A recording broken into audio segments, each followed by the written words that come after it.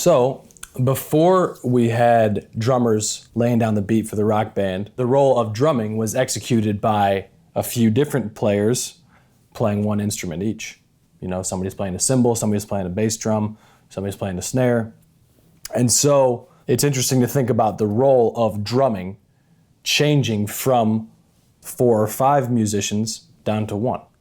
The first person, perhaps, to think about that and to try to start making that happen was this guy named Edward D.D. Chandler in New Orleans around the turn of the 19th to 20th century. This guy decided that if he puts a kick pedal on his bass drum, that he could have that on the floor and kick it while freeing up his hands to do snare work.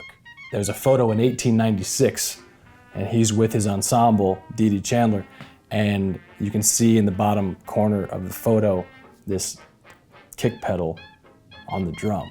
And that's revolutionary. That is forward thinking, and that is super creative. For band leaders at the time, they really started to turn on to this idea because now all of a sudden they can pay one musician instead of paying 4 or 5 musicians to play different percussion instruments.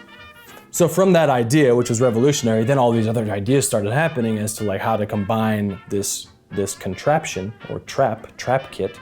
You know, somebody then thought of having a hi-hat, just 2 cymbals clamping together 6 inches off the floor, so you could tap there on the beat or on the off beats, and then eventually, of course, they raised that up and called it the hi-hat, and so that they could play rhythms on it with a stick and tap it. But it was maybe that initial moment from D.D. Chandler that he thought, like, I'm tired of just playing this bass drum, or I'm tired of just rolling on this snare, and I want to figure out how to open myself up to be able to do more.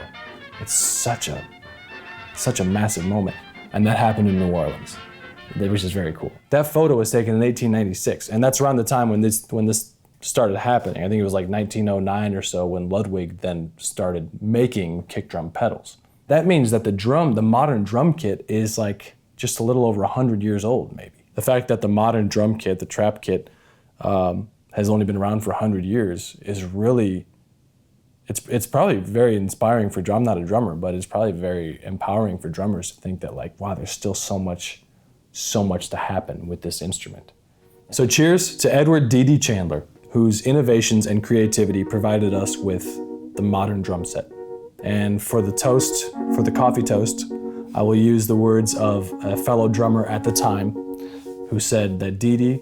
is an excellent showman and comic and plays with the grace of a professional juggler.